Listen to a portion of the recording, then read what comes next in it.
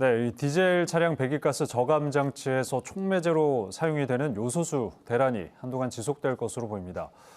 정부가 주요 거점 주유소에 요소수를 공급하면서 긴급 수급 조치에 나서고 있지만 현장에서는 여러 혼선이 빚어지고 있습니다. 부산시는 수급이 안정될 때까지 요소수 비상대책 전담팀을 구성해서 운영을 하는데요. 부산시 이근희 녹색환경정책실장과 관련 내용 자세히 짚어보겠습니다. 예, 실장님 어서 오십시오. 예, 반갑습니다.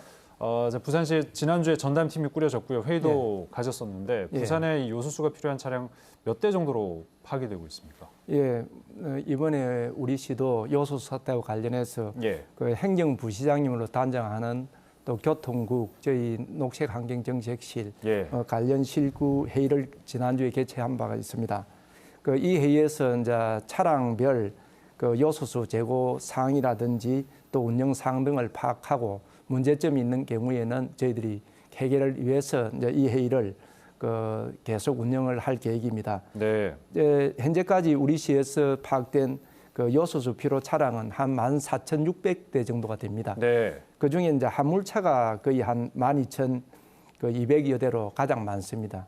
그다음 시내 마을 버스 또 전세 차량 해서 한 1,700여 대. 그다음 청소 차량 또 소방 구급 차량 해서 한 750여 대가 되겠습니다. 그렇군요. 상당히 많은 지금 이제 차량들이 요소수를 필요로 하고 있는 그런 상황인데 그렇습니다. 이게 또 부산이 이제 항만을 두고 있다 보니까 항만 운송업 이쪽에 지금 타격이 좀 클 것 같고 마을버스도 마찬가지고요. 그리고 또 항만에 있는 여러 가지 그 중장비, 건설 중장비 이런 것들도 요소수가 필요한 것들이 상당히 그럼 많은 것으로 알고 있는데 어떻게 부산 경제 어느 정도 이게 영향을 미칠 거라고 좀 분석이 되고 있습니까? 지금 이제 사실 경기에 미칠 영향에 대해서는 이제 요소수의 재고 물량에 따라 이제 영향이 다르라 보고 있습니다. 지금 현재 그 청소 차량이라든지 소방 구급차 같은 경우에는 저희 주로 이제 공공기관과 관련되어 있는데 이 부분에 대해서는 지금 요소수가 한 1개월에서 많게는 7개월까지 조금 여유가 좀 있습니다. 대신 시내버스나 마을버스 같은 경우에는 한 2주에서 한 달 정도.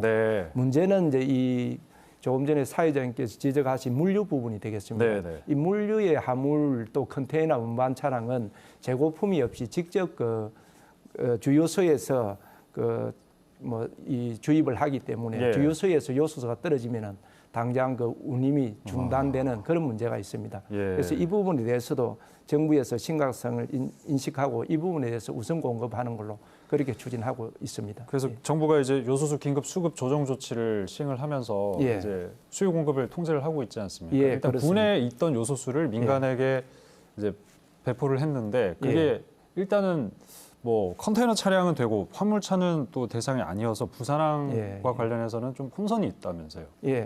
일단 아마 정부에서 그 군 비축 물량을 한 20만 리터 정도 됩니다.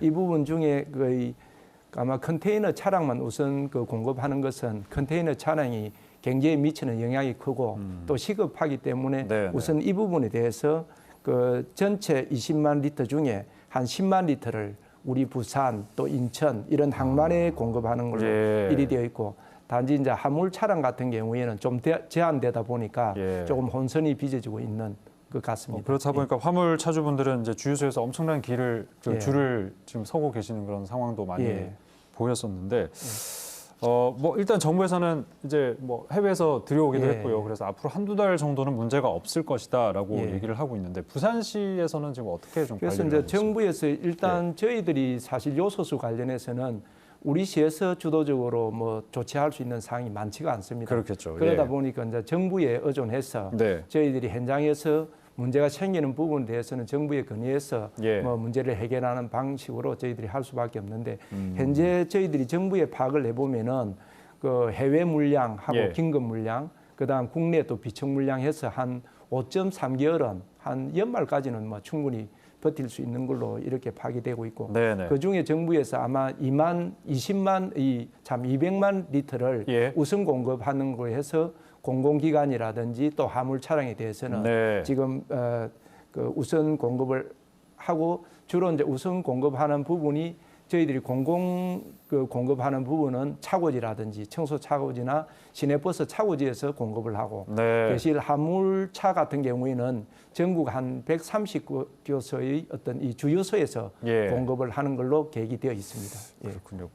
뭐 지난번 마스크 때처럼 어떤 뭐 광역시 차원이나 지자체별로 뭐 이렇게 다른 국가나 다른 뭐 해외 도시라든지 이런 곳을 통해서 또 추가 공급 계획을 좀 세울 수 있고 그런 환경은 조성이 안 되는 거예요. 아직까지 아마 정부에서도 뭐 해외 물량이라든지 국내 또 비축 물량을 통해서 아직 한 5개월 정도는 있으니까. 여유가 있기 때문에 마스크처럼 뭐 차량에 넣고 통제하고 이런기까지는 아직 않은데 대신 이제 한 차량에 뭐 20리터까지 공급한다든지 이렇게 제한하는 그 부분은 있습니다. 뭐 부산시 차원의 별도 추가 공급 방안이라든지 이런 게 뭐 계획이 될 수 있을까요? 뭐 정부가 다 지금 하고 있어서 현재 이제 이 요소수 관련해서는 저희들이 뭐 권한이 별로 있기 때문에 정부의 어떤 계획에 따르면서 대신 우리 시는 정부의 집행할 때 이제 일어날 수 있는 부작용, 문제점 이런 부분을 저희 시가 정부의 계획과 동행해서